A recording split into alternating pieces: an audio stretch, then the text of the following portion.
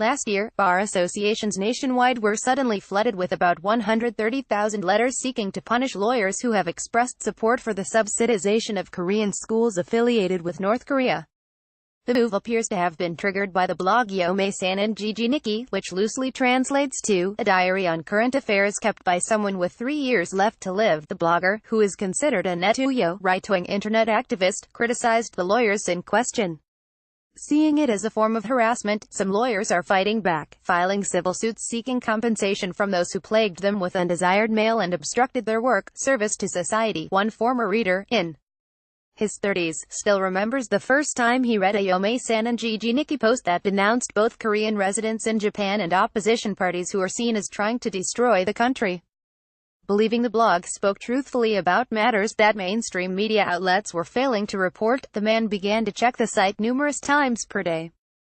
The blog, kept by an unidentified person, asserted, at a time when the United Nations is adopting sanctions resolutions against North Korea, a group demanding subsidies for the schools is indeed a group supporting terrorists. The blogger was reacting to public statements released in 2016 by the Japan Federation of Bar Associations and several local bar associations criticizing local governments' moves to stop paying subsidies to Korean schools due to Pyongyang's repeated missile launches and nuclear tests.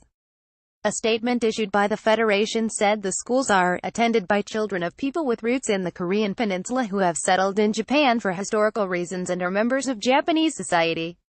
Stopping subsidies for political reasons would violate those children's right to study. The blogger provided a list of 21 bars associations and the names of involved and uninvolved lawyers, urging readers to convince them to be reprimanded for supporting Korean schools.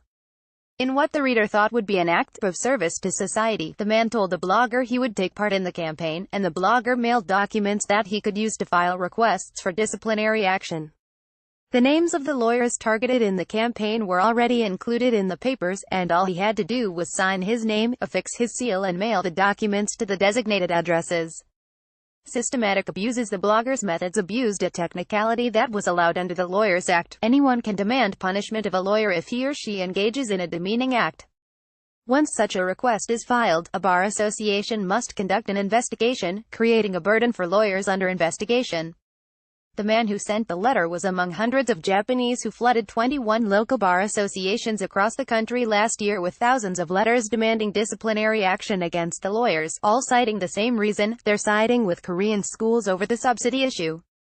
The number of requests rose to about 130,000 last year, compared to around 1,000 to 3,000 in an average year, and most concerned Korean schools, according to a tally by the Federation. Moreover, the letters regarding the Korean school issue used similar language, suggesting they were all sent by readers of Yomae-san and Gigi Nikki. The blog began calling for the punishment of lawyers around June 2017. Another former blog reader, who is in her 50s and unemployed, said she came across the blog around 2017. Although I had been uninterested in politics before, I took an interest in the blog, believing it provided secret information, she recalled. As she continued to follow the blog, she gradually started to harbor thoughts that she must protect Japan from enemies, and eventually came to believe that the Federation was trying to disrupt Japan with malicious intent. The man and the woman both admitted to campaigning against the attorneys on a whim and were later surprised to learn that some had decided to take legal action, saying the campaign constituted a hate crime against Korean residents. It was after reading other blogs denouncing Yomae-san and that the two realized the rightist blog was making false claims.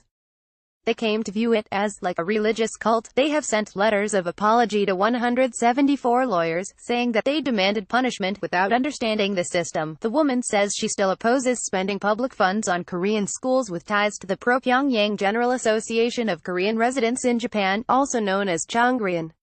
But she now believes it is wrong to label all opinions that go against mine as being anti-Japan, and take a hostile view of them. Cult following. Popular blogger Ichiro Yamamoto said the Yomae-san blog is a netuya blog with a cult following.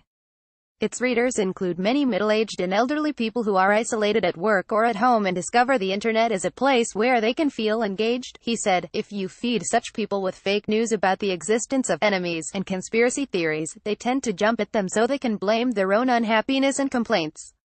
on others, according to Yamamoto, who is also a senior researcher at the Japan Institute of Law and Information Systems. Netuyo sites attacking South Korea, China and some opposition politicians have been popular in recent years, with some of them being compiled into books. They are beginning to be a business, raking in revenue from ads, donations and publications, he said.